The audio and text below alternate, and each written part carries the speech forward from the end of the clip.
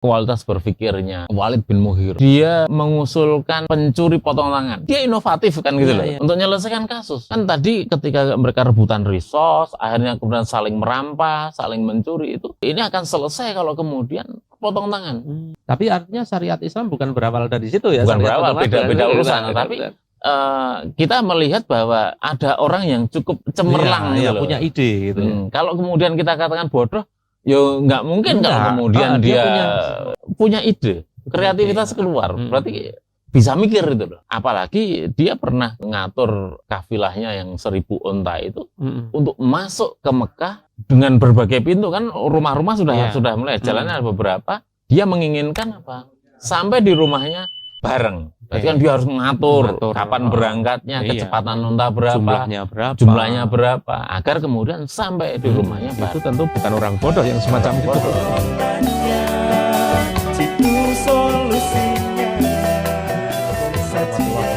Kita berjumpa di Angkringan Dakwah Channel di dalam program Sirah Podcast The Series. Kali ini kita memasuki seri keempat. Seri 1, 2, 3 kita membahas soal geopolitik, internasional, regional, dan lokal Mekah. Dan kali ini mungkin kita lebih ke kultur masyarakat Mekah pada zaman Nabi, yang kemudian lebih sering disebut sebagai masa jahiliyah atau masyarakat jahiliyah. Nah, kita akan membahas sebenarnya masyarakat jahiliyah itu yang seperti apa. Nah, monggo silakan. Kalau kemudian kita melihat dari aspek bahasa, maka maknanya kan bodoh, jahil. Tapi pertanyaannya apakah benar-benar mereka itu bodoh? Ya, kan gitu betul. Misalnya bodoh raiso hitung-hitungan atau malah bisa buat apa gitu. Diperintah ngelek setahun. Itu kan ngedam tenanan. Sebenarnya jahiliyah yang dimaksudkan itu yang seperti apa?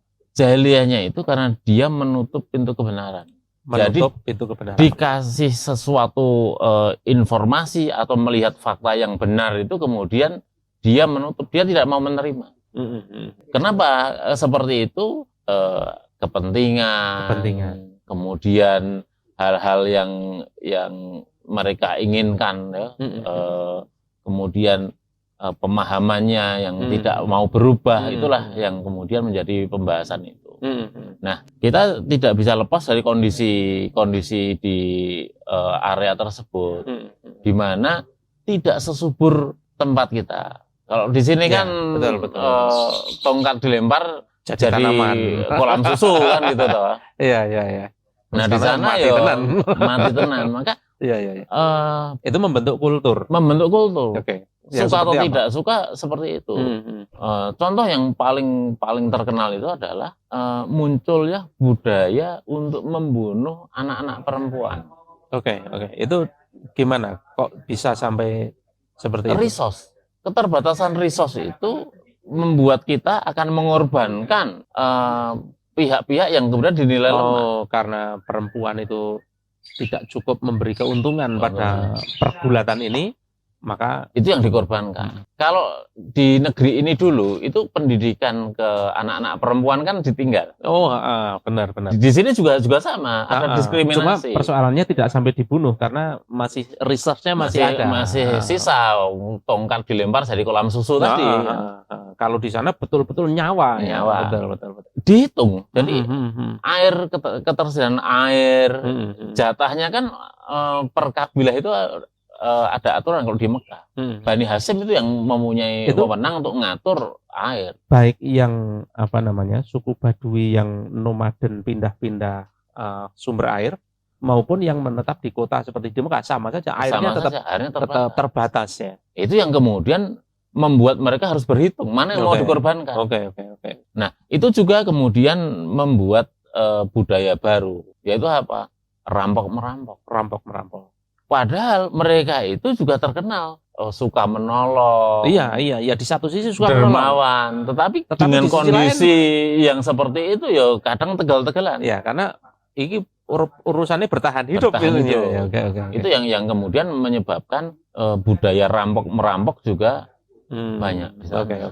Rampok-merampok dan peperangan ya. Artinya kan merampok itu bukan sekedar satu orang ngerampok orang lain, tetapi satu suku ngerampok suku lain kan gitu kan. Yang kemudian kita lihat sebagai peperangan gitu kan. Nah, yang dirampok apa? Apa harta saja? Ya tidak. Perempuannya diambil. Oke. Baik kemudian nanti dijadikan gundik atau dijual jadi budak, atau ya diperbudak sendiri. Iya, makanya perbudakan menjadi lazim itu seperti contohnya salah satu budaknya Nabi yang kemudian dimerdekakan jadi anak, Zaid bin Haritsah itu kan juga sama itu. Karena kalah perang kan. Kalah perang. Tidak beruntung pas berkunjung ke keluarga Simbah dari jalur ibu, pas sukunya itu pas diserbu. Saling memerangi demi resource, saling merampok, membunuh anak perempuan, itu semua terkait dengan kondisi alam yang memang sangat keras. Apalagi kultur yang sangat khas yang membuat mereka itu menjadi ya seperti itu. Beberapa ratus tahun sebelumnya itu mulai dimasukkan penyembahan berhala yang kemudian tidak bisa kita lepaskan. Ya kalau kemudian kita mau tanda kutip melihat kejahilian itu, ya mereka butuh sesuatu yang jawabannya itu langsung. Ketika ada berhala itu kemudian ada kekuatan harapan, kekuatan supranatural yang membantu mengatasi kesulitan hidup di tanah yang keras seperti itu. Oh ya, kan kalau saya ingat itu bagaimana berhala pertama masuk itu urusannya juga air juga, karena Zam-Zam ditutup, tidak ada air lagi di sana. Kemudian siapa namanya? Kepala sukunya Khuza'ah itu, Amru bin Luhai berjalan ke Syam, kemudian bertemu dengan orang yang sedang menyembah berhala. Ditanya, ini berhala ini bisa mendatangkan air. Nah, persoalannya resource air tadi. Tetapi tidak sekedar air sebenarnya. Berhala itu bisa memberi harapan. Harapan, maka kemudian dibawa pulang gitu ya. Sehingga ibaratnya itu mereka butuh penolong. Kan kasusnya di situ. Kemudian ada lagi yang khas dari mereka itu saling balas dendam. Kan itu terjadi beruntut kan. Misalnya satu anggota suku dibunuh, itu mesti akan dibalas oleh suku yang lain. Nanti dibalas lagi itu bisa beratus-ratus tahun enggak berhenti saling balas dendam. Ya, 120 tahun. Itu termasuk Aus Khazraj itu juga termasuk padahal tetanggaan. Simbahe podo. Tetapi di sisi lain kan juga mereka juga punya sifat-sifat kesatria. Misalnya begini, ketika penduduk dari luar Quraisy berjual beli dengan bapaknya Amr bin As bin Wa'il atau siapa itu, yang kemudian tidak dibayar itu kan. Kemudian menimbulkan perjanjian khilfu fudul. Itu artinya memang ada sifat-sifat kesatria, sifat membela yang lemah, itu ternyata juga ada juga. Ya, balas dendam itu juga terkait dengan resource. Oh, betul juga. Kita kehilangan satu orang, itu akan menimbulkan kekuatan kelompok kita turun. Betul. Maka ini sangat mahal. Sehingga tidak sekedar kemudian kehilangan anggota, tapi ini juga kita lihat kekuatan akan turun. Betul. Maka harus dibalas. Betul. Sangat merugikan ya. Sangat merugikan. Kalau budak datang itu berarti juga memperkuat posisi suku itu kan? Iya, makanya ketika Abu Bakar itu membeli budak perempuan yang lemah itu, sama bapak Abu Bakar komplain. Betul. Kenapa kamu membeli yang lemah-lemah seperti itu? Tidak membuat kekuatan apapun. Kalau membeli budak kemudian dimerdekakan, tapi orang-orang kuat, maka akan memperkuat suku itu. Betul. Maka ketika yang dibebaskan misalnya Bilal itu ya bapaknya Abu Bakar ya senang-senang aja. Gitu ya. Tapi mayoritas dari yang dibebaskan oleh Abu Bakar justru malah perempuan. Cuma persoalannya kan niatnya Abu Bakar beda. Ya, oke. Nah, kalau kemudian kita mau lihat kualitas berpikirnya Walid bin Mughirah. Dia mengusulkan pencuri potong tangan. Berarti dia inovatif kan gitu loh. Untuk menyelesaikan kasus. Kan tadi ketika mereka rebutan resource, akhirnya kemudian saling merampas, saling mencuri itu, ini akan selesai kalau kemudian potong tangan. Tapi artinya syariat Islam bukan berawal dari situ ya. Bukan berawal, beda urusan. Tapi kita melihat bahwa ada orang yang cukup cemerlang, yang punya ide gitu. Kalau kemudian kita katakan bodoh, Yo nggak mungkin Enggak. kalau kemudian dia punya pemikiran, punya ide untuk nyelesain itu. betul. Dia juga berani untuk ngubah tradisi.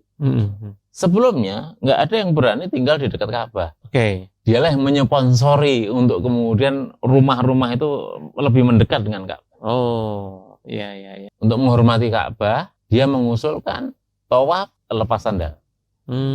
Sehingga punya ide, kreativitas keluar. Berarti bisa mikir itu loh. Betul.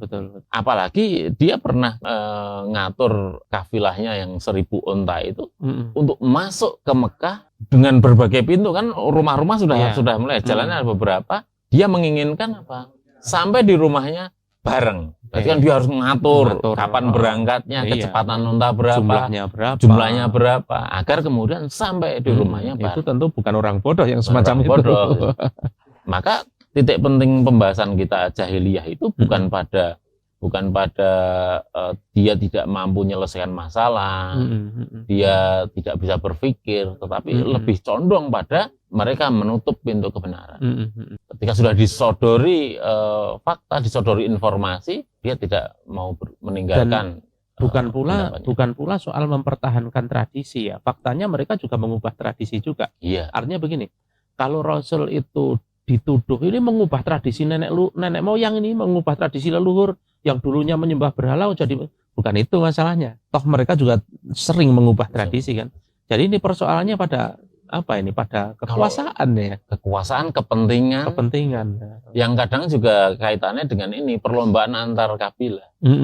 Ya tariannya lagi adalah kebanggaan suku. Betul. Ya sepertinya yang nggak jauh beda dengan sekarang. Kita itu kadang-kadang dituduh bertentangan dengan nenek moyang, ini melanggar kesepakatan. Padahal sebenarnya bukan itu jadi alasan saja. Sebenarnya mereka ini sedang berbicara soal kekuasaan mereka yang bisa jadi tergerus gara-gara gerakan seseorang yang kemudian mereka tuduh seperti itu. Di sisi lain ini, perempuan yang kemudian karena kasusnya kan saat itu pelacuran tuh marah. Ya kalau kita ngelihat mata pencaharian di sana sangat terbatas kan. Kebanyakan itu ternak, bagi yang di kota itu nanti perdagangan. Terus bagi perempuan apa? Padahal kadang dia juga perlu untuk hidup kan, untuk bertahan hidup. Maka kemudian mereka membuka pelacuran itu dengan memberikan tanda di bendera di pintu-pintu rumahnya itu. Belum lagi nanti budayanya mereka sudah tidak mempedulikan nasab. Tidak mempedulikan nasab. Padahal sejak dulu nasab itu di Arab kan juga sangat diperhitungkan. Artinya kan begitu. Iya. Tetapi untuk ngejar harga diri kadang seperti itu. Contohnya Walid bin Mughirah. Walid bin Mughirah itu bapaknya itu impoten, sehingga tidak bisa punya anak. Orang kaya, hebat, bangsawan nggak punya anak, itu cemar. Iya. Maka apa yang dilakukan? Ya istrinya mencari bibit dari orang lain. Oh jadi Khalid bin Walid bukan? Ya kalau Khalid bin Walid kan dari Walid bin Mughirah kan gitu loh. Tapi Walid bin Mughirahnya ke atasnya. Walid bin Mughirah ke atasnya. Ya. Oke. Kadang-kala juga ini. Jadi laki-laki ngumpul menggauli perempuan. Kalau hamil nanti perempuan itu yang nunjuk bapaknya sing iki. Oke. Jadi nasab tetapi juga waton gitu ya. Iya. Karena kalau nggak salah Abu Bakar itu kan ulama nasab di Jazirah Arab, tidak hanya di Mekah. Orang seluruh Arab kenal itu Abu Bakar kalau dia adalah ulama nasab itu. Maka Walid bin Mughirah itu nasabnya tetap ke Mughirah karena secara hukum itu bapaknya tetap, tapi biologisnya betul. Ini yang kemudian terjadi dengan perzinahan yang semacam itu. Jadi mungkin ini juga kan yang mendorong bagaimana Nabi itu terus kemudian resah dengan kondisi. Apalagi kemudian ini kan belum ada hiburan kan di sana. Maka terus kalau ngumpul-ngumpul gitu terus apain? Kita mau ngapain? Oh iya. Kalau obrolnya habis, kalau kita kan masih bisa ngelihat berita, masih hubungan urusan lokal habis, masih ada urusan nasional, masih ada urusan internasional, obrolan tidak akan habis. Iya. Nah dulu dengan kondisi seperti itu, maka bisa jadi kemudian obrolan habis, garing. Iya. Ais mabuk, ujung-ujungnya selain mabuk, kemudian mereka perzinahan juga judi, betul. Tapi judinya itu tidak kemudian apa ya istilahnya, hanya untuk kepentingan, hanya untuk senang-senang gitu ya. Untuk nambah kekayaan. Kalau sekarang kan memang jadi mata pencaharian gitu. Bermimpi kaya dari judi. Judi. Kalau dulu itu enggak ya, zaman minggu rame-rame. Gue gayang-gayang. Kita ngumpul kayak gini terus ngopo iki? Judi aja. Judi. Nah, judinya juga menarik. Kenapa? Karena dengan perjudian yang mereka lakukan ini menguntungkan fakir miskin. Wow, kok bisa? Sehingga para penjudi itu dikenal apa? Orang-orang dermawan. Wow. Jadi salah satu judi yang marak itu kan melibatkan 10 pemain. 10 orang sepakat nanti akan dibagi, diundi, yang dapat nomor 8, 9, 10 yang beli onta. Nanti yang bayari onta itu. Nah, onta itu disembelih. Onta disembelih, kemudian dibagi menjadi 28 bagian. Yang dapat undian 1 nanti dapat 1 bagian, yang nomor 2 dapat 2 bagian, terus sampai yang nomor ke-7 7 bagian. Total 28 bagian. Yang 8, 9, 10 mengentuk buli-bulian. Kalau itu rame-rame kan. Kalau yang dibuli 1 kan mesake. Maka mereka 3. Bikin permainan yang dibuli 3. Mereka yang kemudian membayari itu. Terus yang fakir miskin tadi? Nah, dari situ selain dipakai untuk pesta-pesta, daging itu diberikan ke fakir miskin. Oke, makanya Allah itu berfirman, yas'alunaka 'anil khamri wal maisir, qul fihima ismun kabir wa manafi'u linnas. Ada manfaat. Ada manfaat. Tetapi manfaat itu tidak ada pengaruhnya. Kalau sudah haram ya haram. Wah, nanti kan begitu. Oke. Jadi itu ya kondisi masyarakat jahiliyah itu penuh dengan berbagai macam tindakan-tindakan yang memang sangat menyimpang. Yang kalau kemudian kita mau berpikir mendalam, ini akan menghancurkan peradaban. Iya, jelas. Bagaimana nasab itu nanti menghancurkan peradaban. Contoh misalnya yang tadi di awal membunuh anak perempuan, kan jelas kekurangan kan nanti. Berarti harus ngambil dari suku lain. Betul. Berarti sistem ini memaksa kita harus ngambil resource dari tempat lain. Betul. Terus yang mungkin yang penting juga adalah bahwa mereka itu mengenal Allah sebenarnya. Mereka mengenal Allah. Terus kemudian ketika ditanya siapakah yang memberimu rezeki, siapakah yang memberimu penglihatan dan pendengaran, mereka pasti akan menjawab Allah. Jadi jangan dipikir orang jahiliyah itu ateis. Enggak, orang jahiliyah itu mengenal Allah, dia tahu Allah yang memberi rezeki Allah, tapi begitulah perbuatan mereka. Dengan beratnya kehidupan, dia tidak yakin bahwa Allah itu akan memberi itu. Maka butuh berhala-berhala, butuh Tuhan-Tuhan lain untuk membantu meyakinkan dirinya sendiri bahwa perlindungnya itu kuat. Betul. Sama dengan sekarang. Kok ini enggak mungkin ini kalau enggak pakai riba. Kalau kayak gitu ya. Sepodo jahiliyah modern sama jahiliyah masa itu. Tapi kan dengan ribanya juga ngawur-ngawuran. Gimana? Salah satu riba, jenis ribanya itu kan misalnya ada orang pinjem katakanlah 1 dinar gitu. Tenggang waktu katakanlah mungkin 1 tahun. Waktu habis tidak mampu membayar, maka kemudian jumlahnya itu digandakan. Jadi 2 dinar. Tahun berikutnya tetap tidak mampu membayar, jadi 4 dinar. Nah, begitu kalau sudah nggak mampu bayar terus piye? Dia jadi budak. Oh, kalau sekarang kan per bulan ya. Per bulan itu per tahun. Per tahun, tapi per tahun kemudian setahun 100%. 100%. Ya. Tetap. Ya hampir sama. Kalau dihitung misalnya KPR rumah sebulan 1% kali 12 bulan ya. 12. Nah, kali 10 tahun ya 100. Ya. Oke. Saya pikir itu seri kita soal kultur. Kalaupun butuh pendalaman mungkin nanti kita bisa bikin seri yang lebih dalam lagi. Kita akan bertemu di seri berikutnya tentang awal. Hangat obrolannya, situ solusinya.